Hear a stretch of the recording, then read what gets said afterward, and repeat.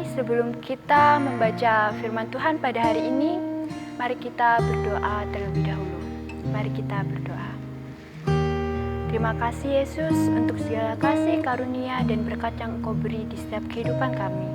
Kami bisa berada di sini, kami akan membaca firman-Mu. Engkau berkati kami, urapi kami, agar apa yang kami baca dan kami renungkan bisa kami lakukan dalam kehidupan kami sehari-hari. Terima kasih ya Yesus, haleluya, amin. Bacaan kita pada hari ini diambil dari Matius 22 yang begini firman Tuhan. Perumpamaan tentang perjamuan kawin. Lalu Yesus berbicara pula dalam perumpamaan kepada mereka.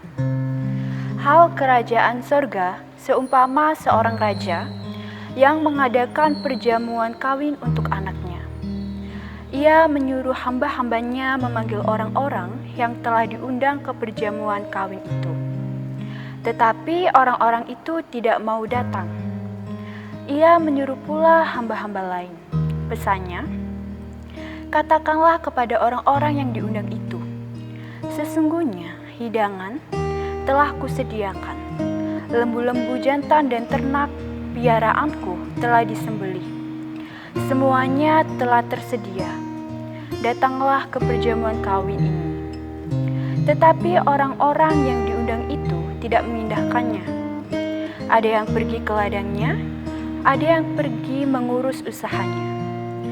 Dan yang lain menangkap hamba-hambanya itu, menyiksanya dan membunuhnya.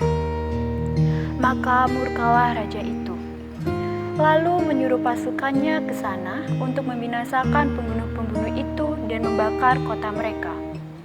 Sesudah itu ia berkata kepada hamba-hambanya, perjamuan kawin telah tersedia, tetapi orang-orang yang diundang tadi tidak layak untuk itu.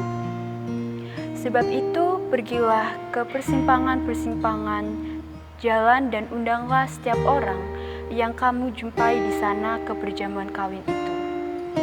Maka pergilah hamba-hamba itu dan mereka mengumpulkan semua orang yang dijumpainya di jalan-jalan, orang-orang jahat dan orang-orang baik, sehingga penuhlah ruangan perjamuan kawin itu dengan tamu. Ketika raja itu masuk untuk bertemu dengan tamu-tamu itu, ia melihat seorang yang tidak berpakaian pesta. Ia berkata kepadanya, "Hai saudara, bagaimana engkau masuk kemari dengan tidak mengenakan pakaian pesta?" Tetapi orang itu diam saja.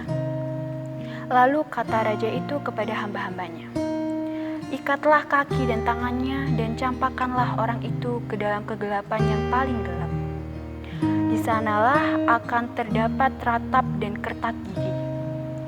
Sebab banyak yang dipanggil, tetapi sedikit yang terpilih." Tentang membayar pajak kepada kaisar.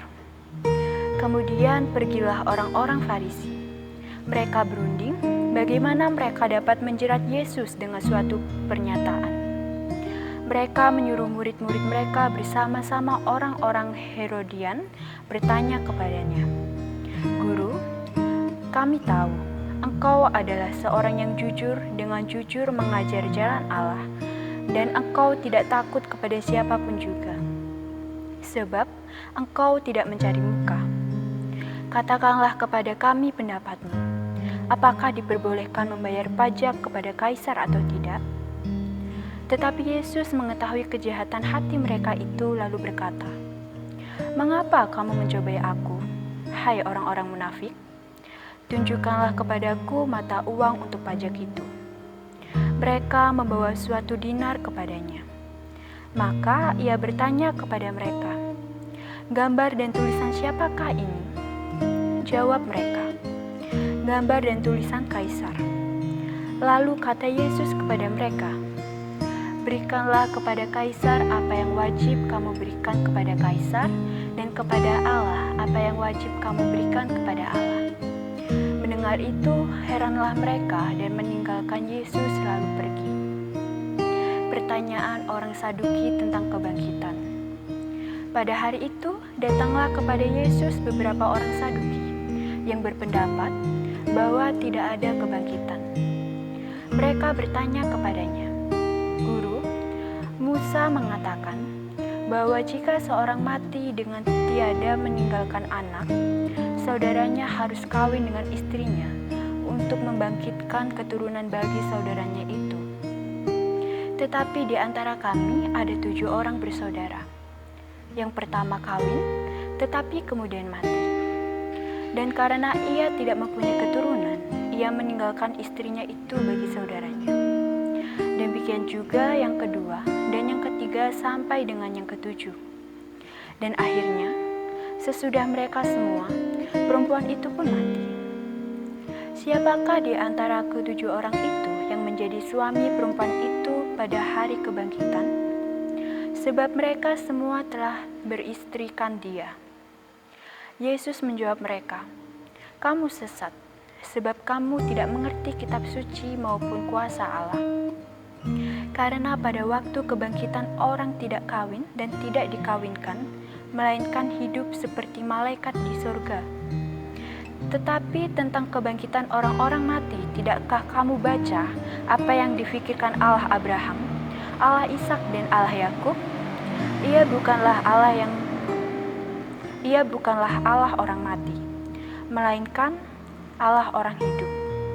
Orang banyak yang mendengar itu takjub akan pengajarannya. Hukum yang terutama. Ketika orang-orang Farisi mendengar bahwa Yesus telah membuat orang-orang Saduki itu bungkam, berkumpullah mereka. Dan seorang dari mereka, seorang ahli Taurat, bertanya untuk mencobai dia, "Guru, hukum manakah yang terutama dalam hukum Taurat?"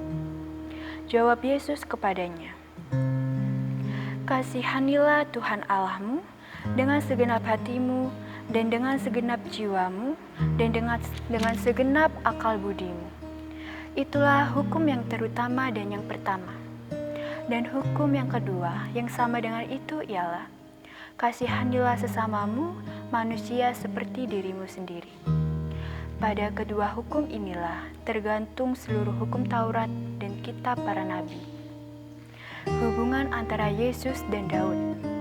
Ketika orang-orang Farisi sedang berkumpul, Yesus bertanya kepada mereka, katanya, "Apakah pendapatmu tentang Mesias?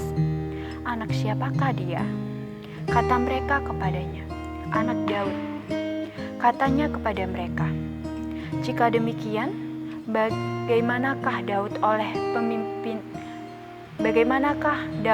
pimpinan roh dapat menyebut dia tuannya, ketika ia berkata, 'Tuhan telah berfirman kepada Tuanku, duduklah di sebelah kananku sampai musuh-musuhmu kutaruh di bawah kakimu.'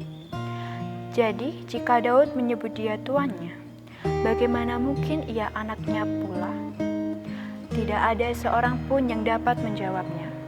Dan sejak hari itu tidak ada seorang pun juga yang berani menanyakan sesuatu kepadanya. Amin. Setelah kita membaca firman Tuhan pada hari ini, mari kita berdoa. Terima kasih ya Yesus, kami sudah membaca dan merenungkan firman-Mu pada hari ini. Kiranya Engkau memberkati kami, kiranya apa yang kami baca pada hari ini bisa kami renungkan dalam kehidupan sehari-hari. Itu semua karena kasih karunia-Mu yang selalu beserta bersama kami, Yesus. Terima kasih, haleluya, amin.